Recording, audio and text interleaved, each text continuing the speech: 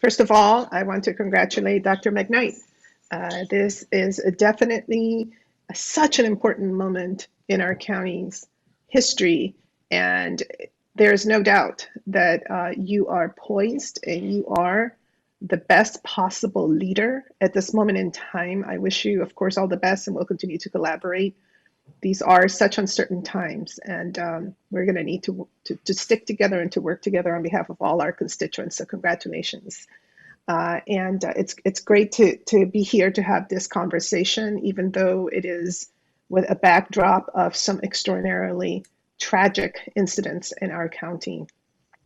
And I'm not going to say much other than to acknowledge and recognize that everything has absolutely changed. I am absolutely convinced that these 2 years and counting have come to really reset in so many ways everything that we have known.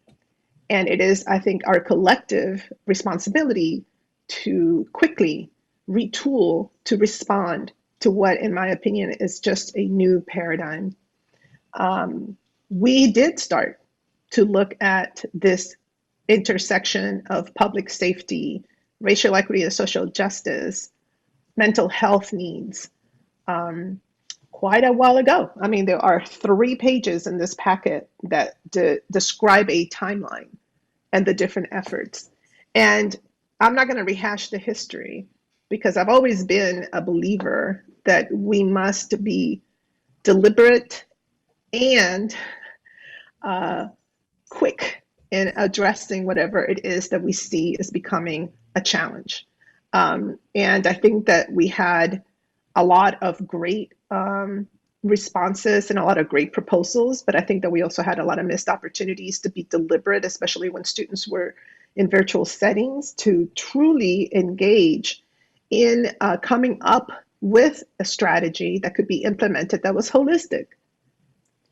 And I know I attempted to look at the different information that was out there, the feedback from all stakeholders, proposals from all my colleagues, from the executive, et cetera, to just begin to put together a holistic blueprint. Unfortunately, that was not, it was not even discussed and it was not adopted.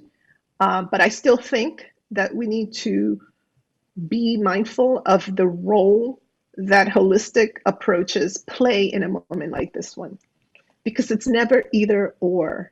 You know, we have these committee meetings sometimes in silos, and I used to say, we've got to figure out that sweet spot, because on the one hand, you have members of our community saying, we don't want any police presence in our communities. And on the other hand, you had other members of our community saying, we don't have enough police presence and we're being victimized.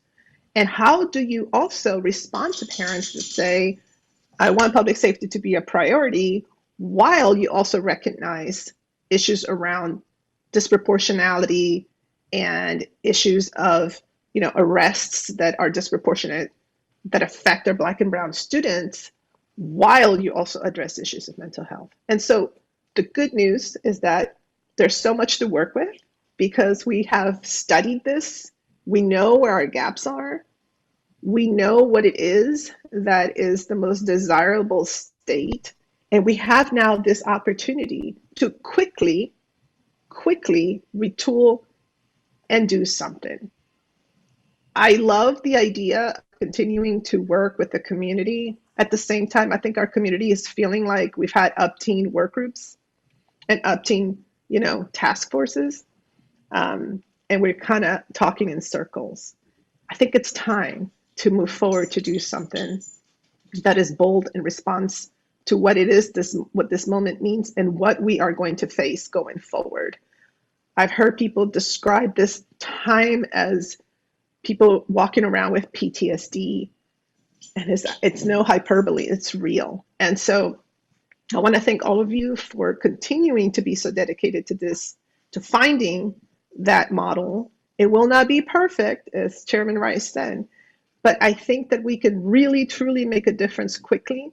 And of course, I am really excited about this opportunity to do something bold around wellness centers and around youth employment, because we need to be forward thinking as well, not just responding to what's happening right now, but also how are we setting things up to help our young people and our families moving forward as we try to crawl out of this time. So, again, thank all of you. I want to thank the community.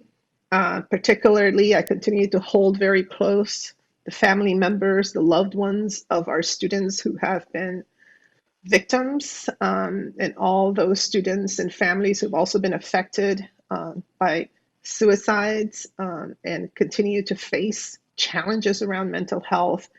Um, it's a tough time, but I think that we owe to our community, we owe to them to come up with a quick, robust, holistic approach and stop talking so much about it.